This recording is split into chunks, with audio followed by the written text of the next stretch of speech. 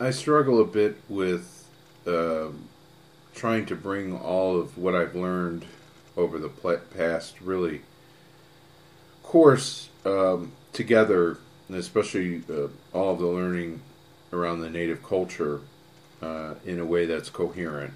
Um, but I, I'm going to take a stab at it. I think, first of all, I realize just how much I really the gaps in my own knowledge. Someone who enjoyed history, American history, um, just just amazed at the gaps that I have in my knowledge of the native history and certainly of the Ojibwe. So I think for just that, it's been pretty powerful for me personally to really learn and really see just how much we fail as educators to really take a critical approach to history. I think we all have sort of the essence or the sense that the native people were historically screwed over by our government. I think most get that. But the level in which this occurred in our nation, and as I've begun to unpack the history, and only really scratch the surface about this people in particular, I just marvel at how horrible or how deplorable we really have approached this. And I understand in large part why that is. I understand there are pretty strong forces that prevent us from doing that. But still, it's just sort of as if your eyes are being opened for the first time, and you're seeing things differently. And I think that's been one of the takeaways that I have had. Um, and I think um, the book, Jim Northrup's book, has has really been powerful in the sense that here's a man who has really sort of captured this period of time on the reservation and very grounded in the important aspects of being Anishinaabe at that period of time, and the connection to the land, and the connection to the treaties that were signed well over 100 years prior to that, but still being lived out and struggled with by himself and his people.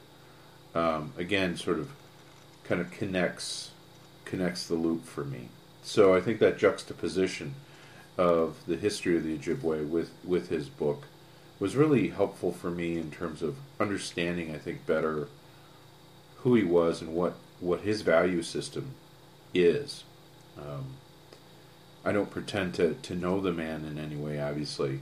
I know some of his writing now, but I can see he is someone who is proud of his heritage, proud of who he is, proud of his family, proud of his land, but not always proud of his government, and certainly not always proud of his own uh, circumstances that he finds himself living in on the reservation.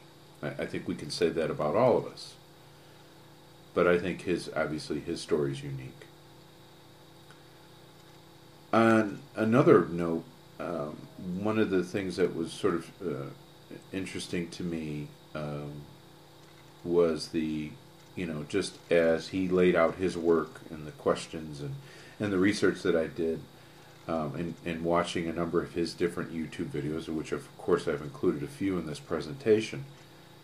Um, but what I didn't really include was his experience as a young boy in the boarding schools, and we've read extensively in the course about that. And um, but I think again the takeaways I think were very similar to what other Ojibwe were experiencing in the boarding schools. And the loss of language, the physical abuse for speaking the language, are things that he spoke about.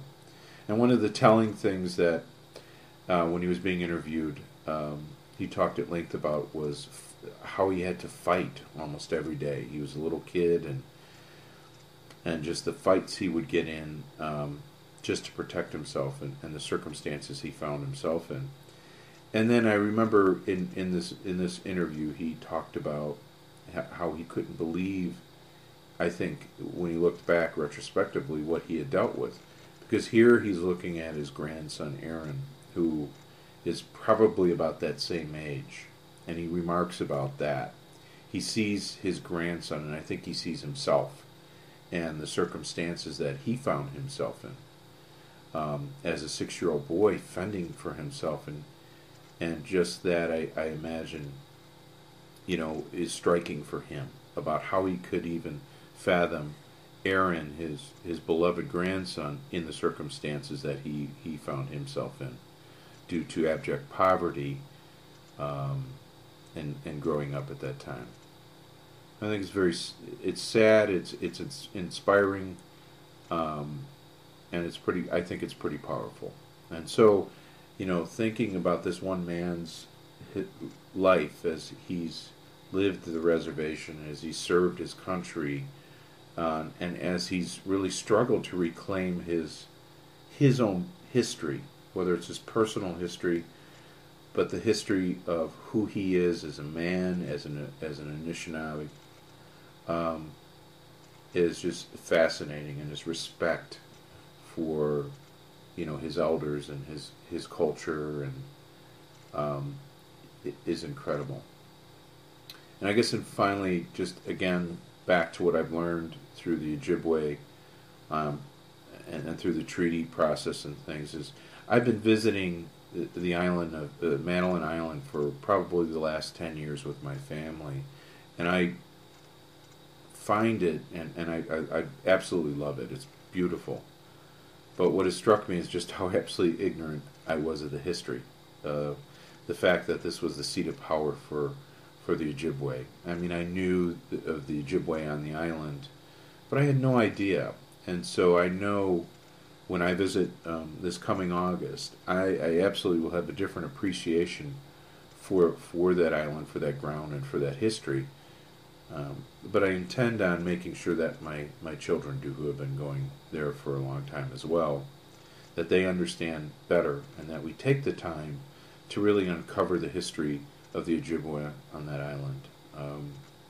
I have to say, one of the surprising aspects of this research for this PowerPoint was just learning about Chief Buffalo and the absolute consummate diplomat he must have been, to be at 90 years of age, trying to protect his people and trying to do the right thing, yet pushing an absolute no-win agenda with a government that largely was blind to the plight of the Native Americans.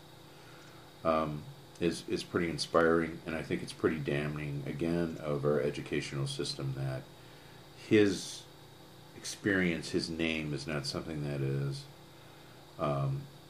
something that we all study as part of our American history.